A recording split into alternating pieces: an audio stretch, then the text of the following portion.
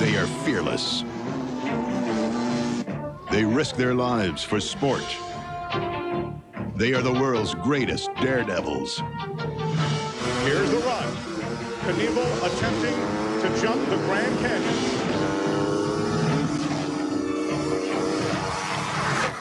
Yes!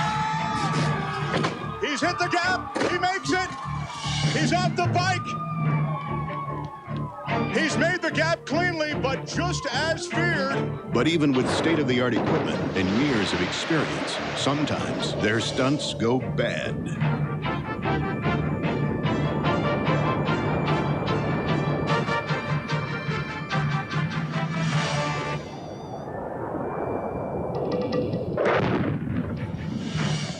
Tonight, you will witness the fight against life and death, a never-ending battle between man and machine.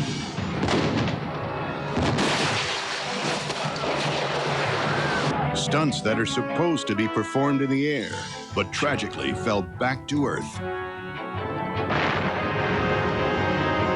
World record stunts that were designed to shatter the record books, but ended in defeat.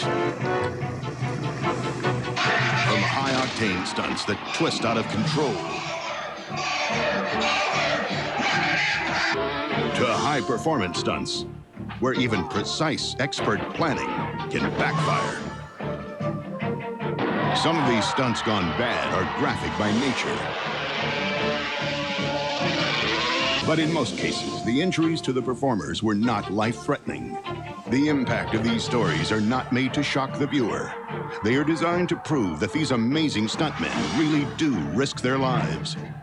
They want to tell the truth about the danger and explain exactly what happens when stunts go bad.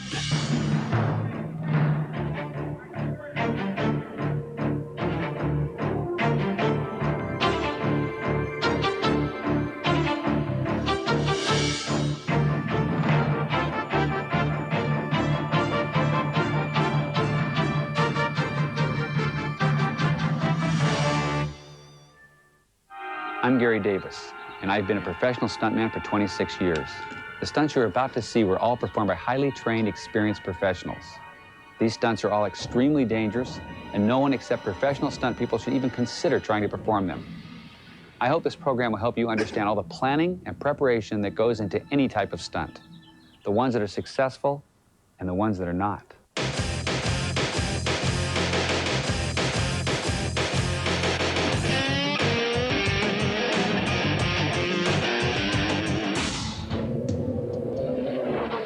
Stuntman Matt Coulter travels the world as the Kangaroo Kid.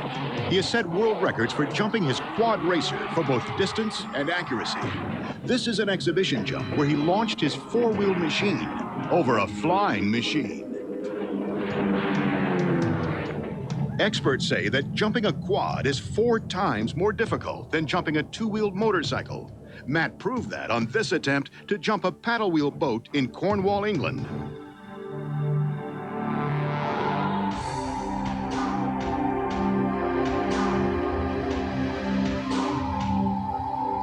A strong southerly wind blew the paddle wheeler too close to his takeoff ramp. The back tire clipped the top of the boat, sending him into a death spin. Okay. Michael.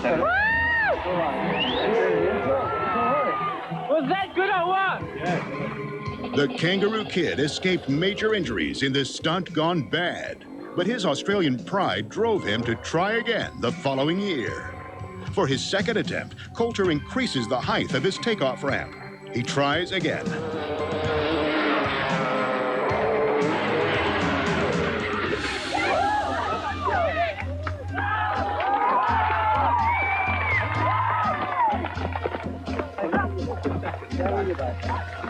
Okay. Keep back. Once again, the Kangaroo Kid comes up short, but this time he misses his landing ramp. His left foot gets tangled in the quad. He has massive injuries. Doctors want to amputate. He talks them out of it, and he survives intact. His next goal, paddle wheel 3. He'll keep jumping till he makes it.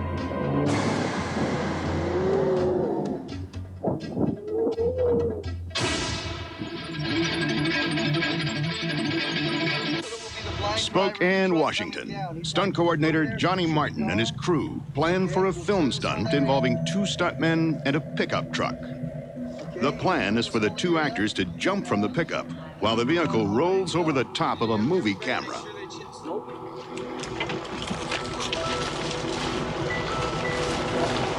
The stunt goes as planned, but then...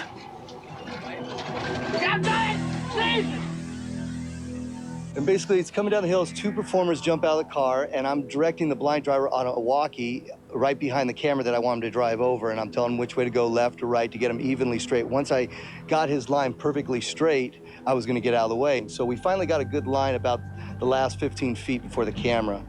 And then that's when I knew I had to get out of the way, so I just kind of walked out of the way, and when I walked, I slipped and I fell. And by the time I looked up, I knew it was too late to get out of the way, so I stuck my arm out, hoping that the bumper would hit my arm and push me off to the side. And as it did, it just collapsed my arm. It hit me in the back of the head and pretty much ran over my legs, and then kicked me out finally. But it was just a fluke accident that seems to happen sometimes, you know, just staying in the shot to make sure we get it and thinking that there wasn't going to be any problem getting out.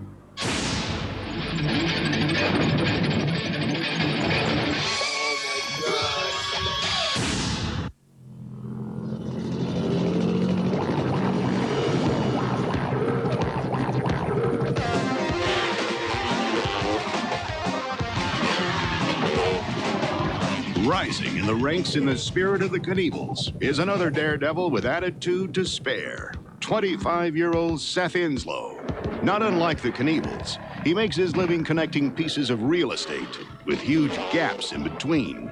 He's also a key player in an entire freestyle motorcycle movement that began with the Crusty Demons of Dirt motocross videos. It was here that Seth became an instant hero among the youths of motocross. Dumont Dunes, California, April 1st, 1994. The big thing from Crusty Demons Part 1 was the sand dune leap. I'd never been in the sand dunes before because I was from New York State. They don't have sand dunes. And when I brought my 125 to the dunes, they don't do real well in the sand because it's so heavy, and it blew up like within the first 15, 20 minutes of being there. So my buddy who had a 250 let me borrow his bike. And of course, 250s are faster than 125s, and I just didn't really know, misjudged a jump and went way too fast. And just by the time I came down, I'd already passed the landing and fell all the way to the flat ground. Probably went over 300 feet. My mouthpiece to my helmet hit the handlebars, the crossbar, and bent the crossbar out about a foot and kind of broke my helmet into my face and kind of cut my nose, broke my nose up a little bit. But not too bad a facial injury for how hard of a hit it was. Oh, I've never seen anything like that happen to a bike. Seth, what gear were you in, bro? I don't know. Bastard. I'll go to the doctor if I need to. I don't need to right now. Bro, you got some serious problems. You need to work out with yourself. It wasn't long before Seth had enough wipeouts on his resume to earn himself a video of his own, Seth the Hard Way. You guys alive? It's kind of the way I've learned things my whole life, you know. Not having a dad or nobody really to show me what was up around, I just had to go out and learn it myself, and the hard way was usually the way. Seth the Hard Way and the Crusty Demon series expanded his reputation as a free-riding icon with a tendency to go big and crash even bigger. Las Vegas, Nevada, April 1st, 2000.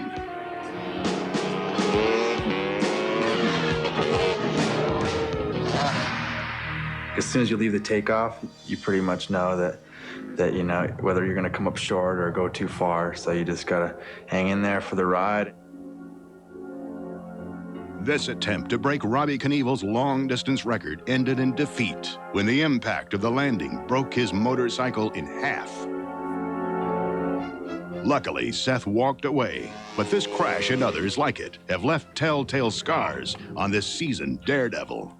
I got a scar on my shin right here where the foot pegs have chewed it up a few times. There's a couple of like a V scar there. I separated my shoulder like, I don't know, maybe 3 years ago. The collarbone separated from the shoulder. Dislocated my wrist, and the bone just kind of pops out right there. And I broke this collarbone over here, right in the middle. There. By far, Seth's most serious injury came as the result of a long-distance jump attempt gone bad.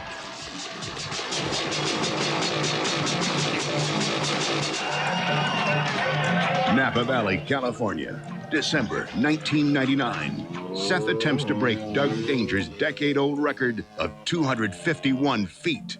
We had a special ramp made for that jump that was at least 3 times as big as the normal one I use. And I had a 250 aluminum frame Honda with a 500 motor put in it. What we do is we just start at something I'm comfortable with, and then we'll just move the ramp back like 20 feet at a time and just keep going.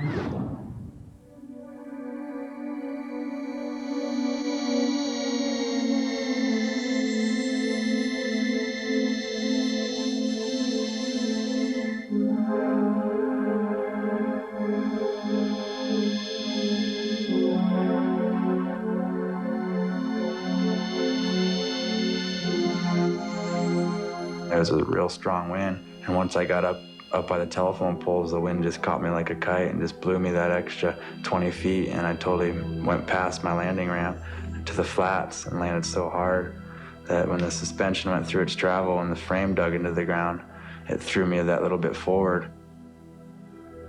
When I hit my head on the handlebars, the back little bolt on the clutch perch went into my goggle and went up into my forehead here and crushed all the bone above my eye.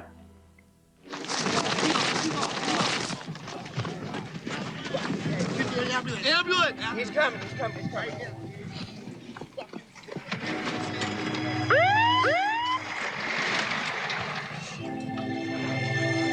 everybody back. Get everyone back. Everybody stay back!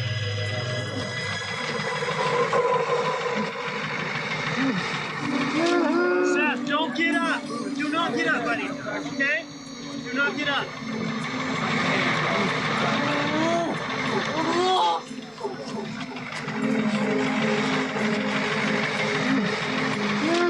Seth, don't get up.